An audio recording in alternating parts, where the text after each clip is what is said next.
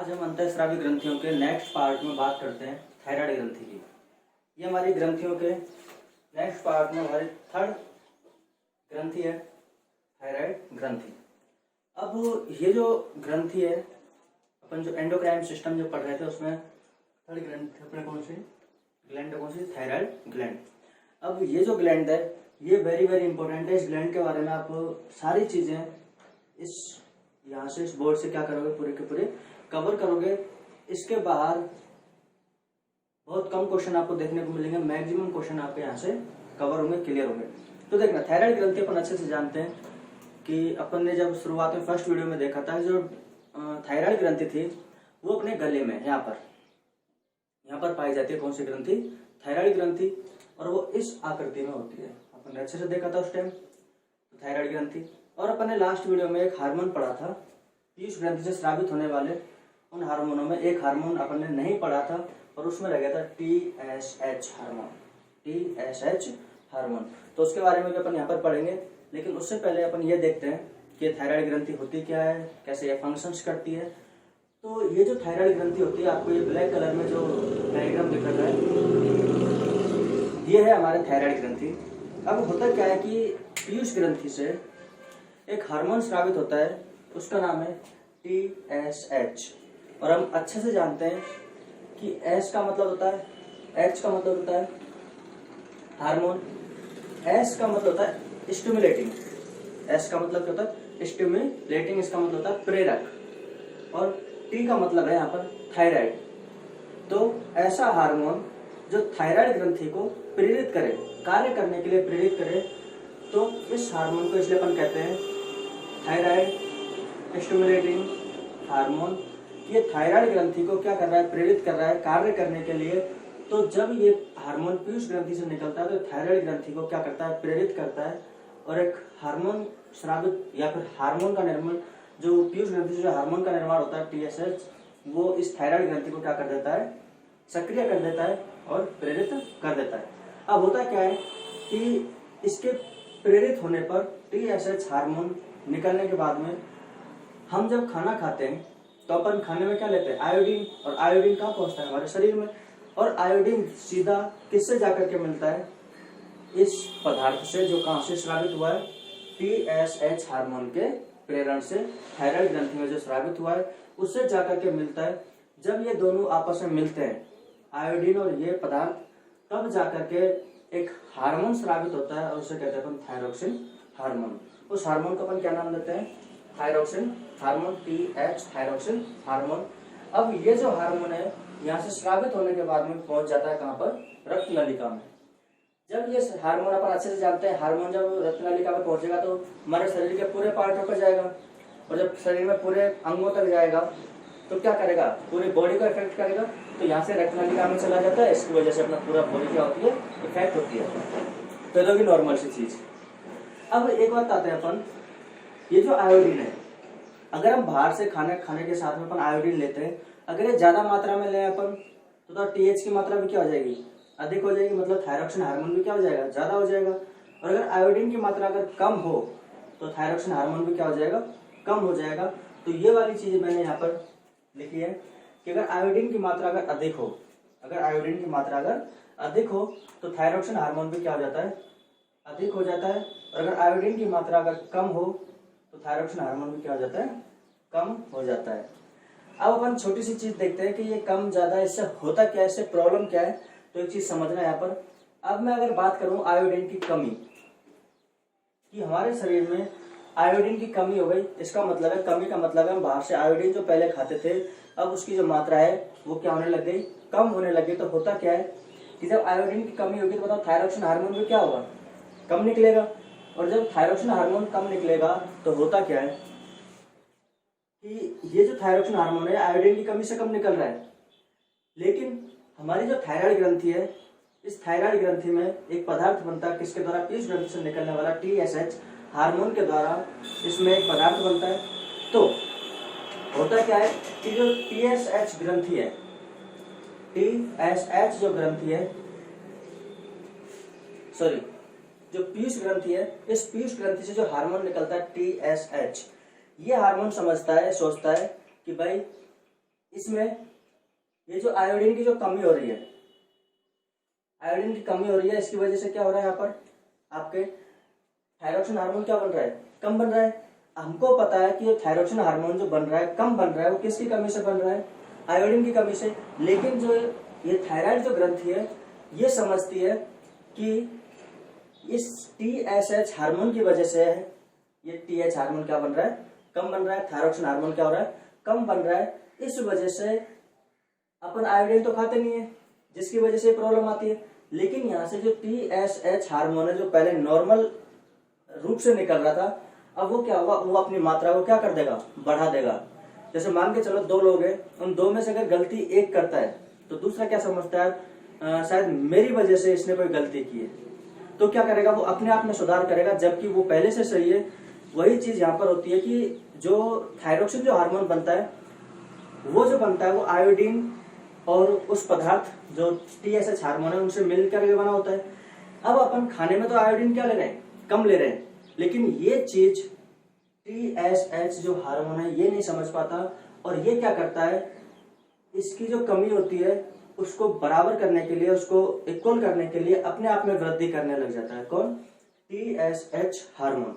तो जब ये हार्मोन अपने आप में वृद्धि करता है, और हम जानते हैं कि अपन आयोडीन क्या कर रहे हैं, कम खा रहे हैं, तो आयोडीन कम खाने से थायरोक्सिन हार्मोन कम बनेगा, और इसी कमी की वजह से ये जो TSH हार्मोन है पीयूष ग्रंथि से निकलता है, वो अपने आप को क्या कर लेता है, बढ़ा लेता है। और जब ये बढ़ेगा तो होता क्या है कि ये जो थायराइड ग्रंथि है, थायराइड ग्लैंड में क्या होता है, निक्षेपण हो जाता है, मतलब निक्षेप उत्पन्न हो जाता है। मतलब अपन ये कह सकते हैं असमंजस, मतलब वो जो पहले जो कार्य कर रहा था उससे विपरीत कार्य करने लगता है, या फिर उसके हटके कार्य करने लगता है, उसी को अपन कहते हैं। तो इसका मतलब है डिस्पोजिशन इन थायराइड ग्लैंड।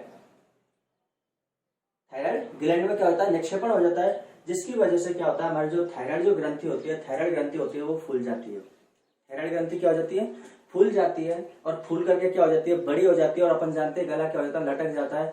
अब अपन से अगर कोई क्वेश्चन पूछ ले, हमसे अगर कोई क्वेश्चन पूछ ले कि ये जो थायराइड ग्रंथि में जो ये विचलन आता है, अनियमितता आती है, वो किसकी कमी से आती है, किसकी कमी से आती है, अपने कमी तो होती है आयोडीन की, लेकिन किसके कारण आती है कि सर हमारे जो शरीर है उसमें किसकी मात्रा बढ़ जाती है, TSH हार्मोन की। किसकी मात्रा बढ़ जाती है, TSH हार्मोन की, और जिसकी वजह से थायराइड ग्रंथि जो होती है वो क्या हो जाती है, फूल जाती है। और थायराइड ग्रंथि जैसे ही फूलेगी तो हम उस रोग को कहते हैं घेंगा रोग या गलगंड रोग या गोइटर। और ये जो रोग है मैक्सिमम पाया जाता है पहाड़ी क्षेत्रों में, क्योंकि पहाड़ी क्षेत्रों में आयोडीन की जो कमी होती है, इस वजह से ये जो रोग है कहाँ पर पाया जाता है, लगभग मैक्सिमम जो पहाड़ी क्षेत्रों में जो लोग निवास करते हैं। अब अपने यहाँ तक देखा कि पीयूष ग्रंथि तक TSH हार्मोन निकलता है, ये आयोडीन से मिलता है, और आयोडीन से मिलकर के थायरोक्सिन हार्मोन बनाता है, तब जाके हमारे रक्त में जाता है। लेकिन हमने ये भी देखा, जब हम खाने में अगर आयोडीन अगर कम ले रहे हैं, तो आयोडीन अगर कम लेंगे तो थायरोक्सिन हार्मोन भी क्या बनेगा, कम बनेगा। लेकिन इसकी जो जिम्मेदारी है कि भाई TSH हार्मोन ये समझता है कि ये जो थायरोक्सिन हार्मोन जो बन रहा है कम, वो मेरी वजह से बन रहा है, इसलिए जो TSH हार्मोन है अपने आप में क्या करने लग जाता है, वृद्धि करने लग जाता है। और जब अपने आप में वृद्धि करता है तो जो थायराइड जो ग्लैंड है वो फूल जाती है, फूल करके बड़ी हो जाती है, जिसके कारण उस रोग को अपन कहते हैं घेंगा, गलगंड या गोइटर। और ये जो रोग होता है वो पहाड़ी क्षेत्रों में रहने वाले लोगों में मैक्सिमम देखने को मिलता है। अब इससे अपन आगे की बात करें तो देखो क्या है, थायरोक्सिन हार्मोन के कार्य।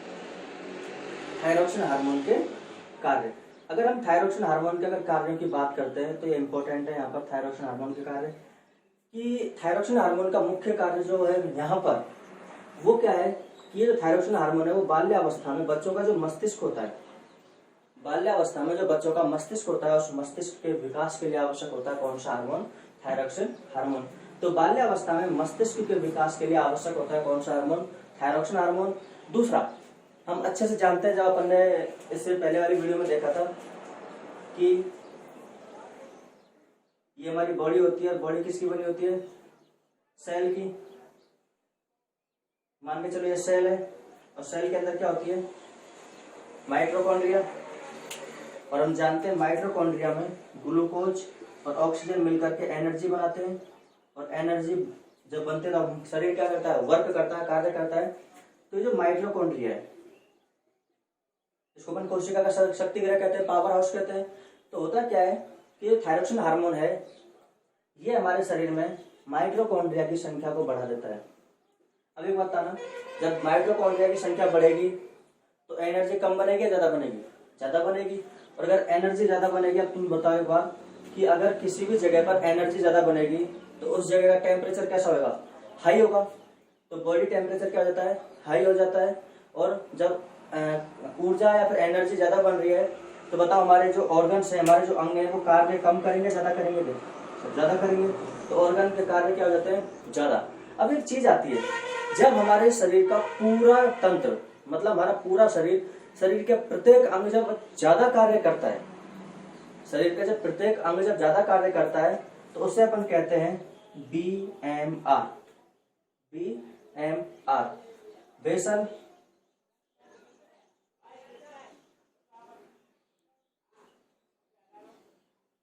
आधारी उपापचय दर।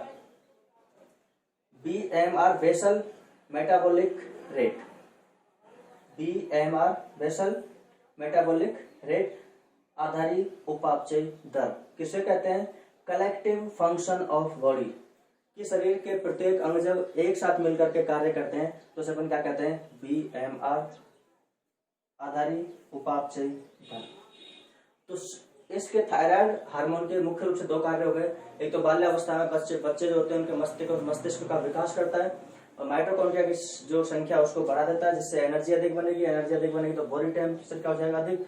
और ऑर्गन्स जो है कार्य अधिक करने लगेंगे। और जब शरीर का प्रत्येक ऑर्गन जब ज्यादा काम करता है तो उसे अपन कहते हैं BMR बेसल मेटाबॉलिक रेट आधारी उपापचयी दर या कलेक्टिव फंक्शन ऑफ बॉडी। तो यहां तक अपन ने देखा। इसके बाद में हम देखते हैं कि बचपन में क्या होता है, चाइल्डहुड स्टेज में इस हार्मोन के कारण क्या होता है।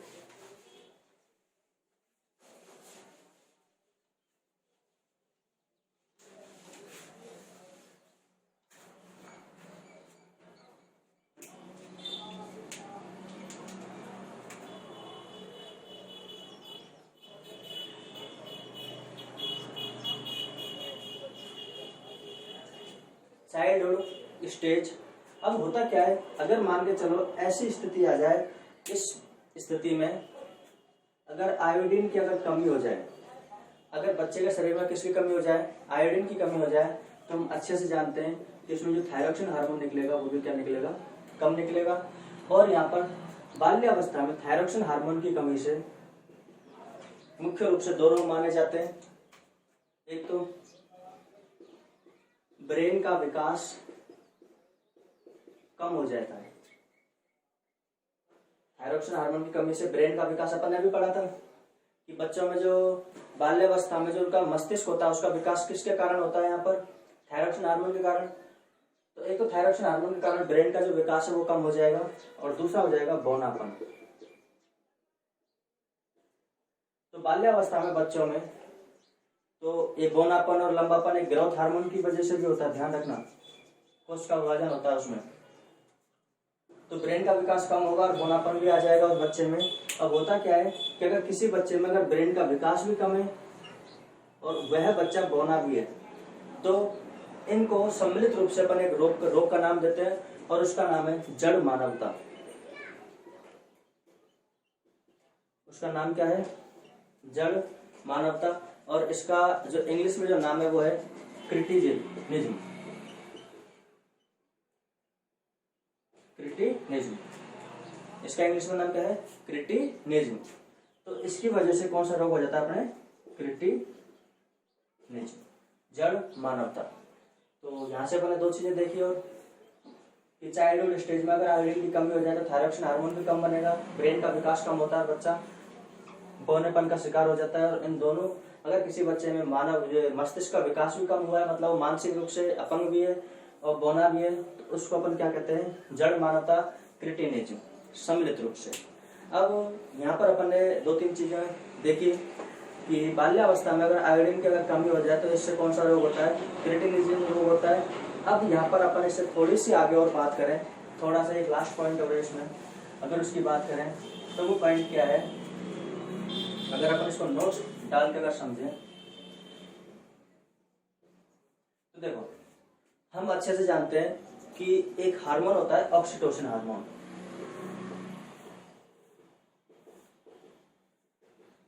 ऑक्सीटोसिन हार्मोन, और अपन ने लास्ट वीडियो में देखा था, लास्ट वीडियो में या फिर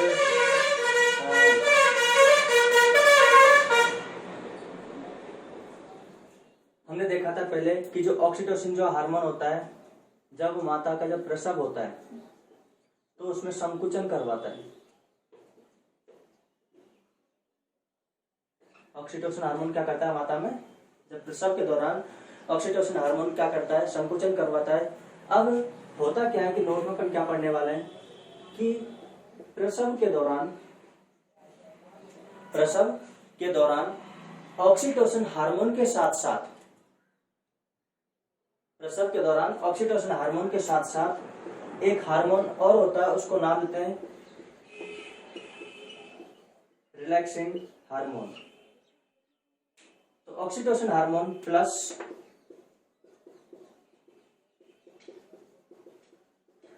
रिलैक्सिंग हार्मोन, ये दोनों के दोनों प्रसव में जिम्मेदार होते हैं। तो याद रखना, प्रसव के लिए जिम्मेदार कौन कौन से हार्मोन है। ऑक्सीटोसिन हार्मोन ये क्या करता है, संकुचन करता है, और रिलैक्सिंग हार्मोन इसको फैलाता है। जब ऊपर से दबेगा और नीचे से चौड़ेगा तभी बच्चा का क्या करेगा, यहाँ पर जन्म ले पाएगा। तो इस तरीके से हमने देखा कि इसमें क्या क्या होते हैं। अब यहाँ पर ये है क्या चीज, ये आया कहां से रिलैक्सिंग हार्मोन। अगर इसकी बात करें कि सर आपने तो समझा दिया कि हाँ, और यही अपने काम की चीज कि प्रसव के दौरान कौन कौन से हार्मोन काम आते हैं मुख्य रूप से। यहाँ पर एक तो अपने ऑक्सीटोसिन हार्मोन और एक रिलैक्सिंग हार्मोन। अगर रिलैक्सिंग हार्मोन आता कहां से, तो एक बार उसको भी देख लेते हैं। तो देखो,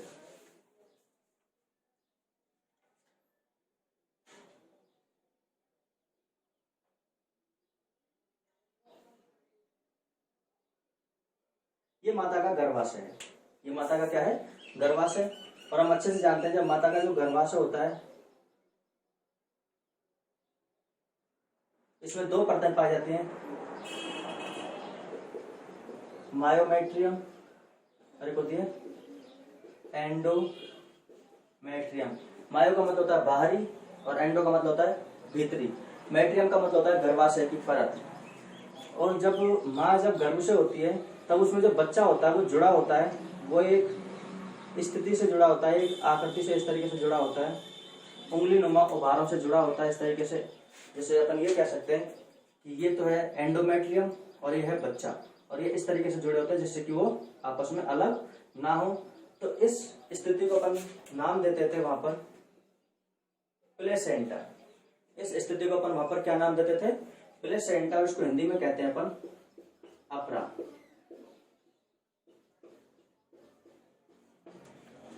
इस स्थिति को अपन क्या कहते हैं, प्लेसेंटा या अपरा। इस प्लेसेंटा से 4 हार्मोन स्रावित होते हैं। इस प्लेसेंटा से कितने हार्मोन स्रावित होते हैं, 4। एक तो होता है एस्ट्रोजन, एक होता है प्रोजेस्टेरोन, एक अभी जो अपन ने पढ़ा था रिलैक्सिंग हार्मोन। ये कौन सा होता है, रिलैक्सिंग हार्मोन। और एक होता है HCG, सॉरी HCGH। अब सर ये काम क्या आते हैं, तो देखो एस्ट्रोजन हार्मोन के बारे में अपन ने पूरा पढ़ रखा है, मादा जनन तंत्र देखना। प्रोजेस्टेरोन हार्मोन के बारे में भी अपन ने पूरा पढ़ रखा है, मादा जनन तंत्र देखना। रिलैक्सिंग हार्मोन के बारे में अपन ने देख लिया कि ये प्रसव के दौरान जिम्मेदार होता है किसके साथ में, ऑक्सीटोसिन हार्मोन के साथ में। ये इसको क्या करता है, रिलैक्स करता है यहाँ से, तो रिलैक्सिंग हार्मोन। अभी क्या है, HCG हार्मोन, HCG हार्मोन। तो ये क्या होता है कि जब माता जब प्रेग्नेंट हो जाती है, जब महिला प्रेग्नेंट हो जाती है तो उसके यूरिन से मतलब मूत्र से ये हार्मोन बाहर निकलता है। तो उसके मूत्र से कौन सा हार्मोन बाहर निकलता है, HCG। और जब ये हार्मोन जब बाहर निकलता है तो इससे पता चलता है कि माता क्या है, प्रेग्नेंट है। तो जब किसी प्रेगनेंसी जब टेस्ट करते हैं तो होता क्या है कि उसमें प्रेगनेंसी टेस्ट में प्रेगनेंसी टेस्ट में मूत्र को टेस्ट किया जाता है, उसकी जांच की जाती है और उसमें पता लगाया जाता है कि अगर मूत्र में HCG हार्मोन निकल रहा है, HCG अगर हार्मोन निकल रहा है तो महिला क्या है, प्रेग्नेंट। क्योंकि ये जो हार्मोन है सिर्फ और सिर्फ प्रेग्नेंट महिलाओं से निकलता है। क्यों निकलता है? क्योंकि यहाँ पर ये आकृति या फिर ये स्थिति तभी बनेगी जब महिला क्या है, प्रेग्नेंट है। बच्चा तभी तो जुड़ पाएगा जब वो प्रेग्नेंट है, और जब ये जुड़ेगा तो क्या बनेगा, प्लेसेंटा, अपरा। और इससे 4 हार्मोन निकलते हैं, एस्ट्रोजन, प्रोजेस्टेरोन, रिडक्शन और HCG। तो ये हार्मोन प्रेगनेंसी टेस्ट में काम आता है। तो अपन ने यहाँ पर देखे कौन कौन से हार्मोन होते हैं, कैसे कैसे। तो अपन ने आज थायराइड ग्रंथि के बारे में पूरा कंप्लीट चर्चा की है। इसके बाद में हम नेक्स्ट वीडियो में देखते हैं। धन्यवाद।